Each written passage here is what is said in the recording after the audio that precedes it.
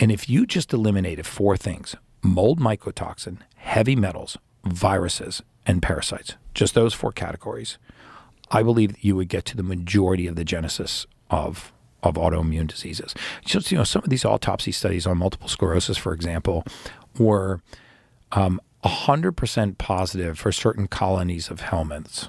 Helminths? Helminths, which are parasites.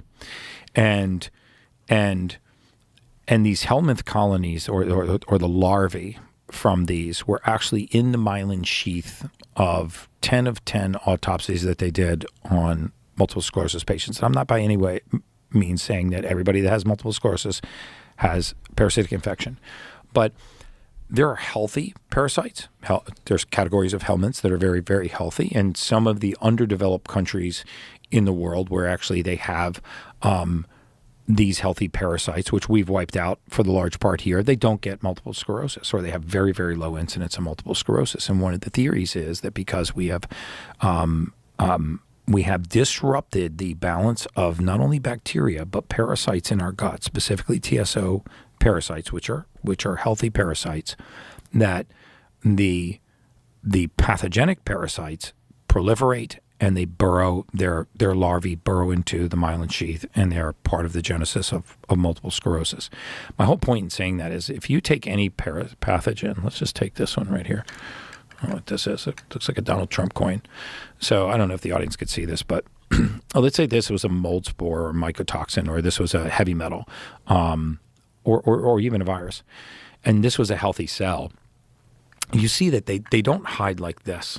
Right? Metals, mycotoxins, mold, viruses, even in some cases parasites, they don't hide outside of the cell like this. They hide like this. And inside the cell. Inside the cell. I mean, but when a virus, when the nucleocapsid protein of a virus attaches to a cell and injects its DNA, that's the way that it takes over that cell. It's kind of like being bitten by the zombie, right? I mean, a virus is not a living thing. It's an envelope that's wrapped around DNA.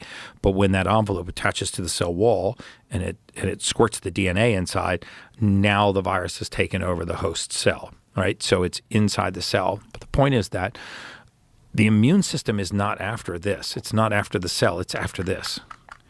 So how does it get to this? It has to kick down this wall. It has to break through this cell wall. And very often, in order to do that, it needs to manufacture an antibody to this cell. If you look, for example, at Hashimoto's, which a lot of people have, these people have Hashimoto's, and they're told, okay, well, you woke up one day and your immune system decided to attack the thyroid. You're manufacturing antibodies to your thyroid. And so, well, why is it attacking my thyroid? Well, we don't know. Let's look at your family history. Oh, your mom's sister had it, and your dad's brother had it. Oh, you have familial Hashimoto's. Even though there is no gene for Hashimoto's, so you couldn't have inherited it from your ancestor, because it now runs in your family, you're told that you have a genetically inherited disease, and now you have to subscribe to a lifetime of medication. Instead of taking a step back and saying, well, what would have called my immune system to that site? Look at the incidence of heavy metal toxicity, mercury poisoning in Hashimoto's. And look at the amount of lead and mercury poisoning in Hashimoto's, because the thyroid has an affinity for heavy metals, and very often when they retreat into the thyroid, the immune system will chase them there. And look at the genesis of a lot of Crohn's disease. I mean, a lot of Crohn's disease has to do with the disruption of the single cell layer in your gut that allows bacteria and other pathogenic contents that should stay inside the luminal wall of your gut. They leak out, and they're in an area that they don't belong, and the immune system is attacking them there. And then we want to hold the immune system responsible for the crime and say, hey, we're gonna arrest the police officer for what this criminal did. I mean, those contents are in areas of the body where they don't belong, and so we're going to put you on an immunosuppressant, or we're going to put you on an anti-inflammatory, and we're actually going to stop the immune system from protecting you. Instead of saying, what contents could be leaking from my gut that are causing the immune system to light up?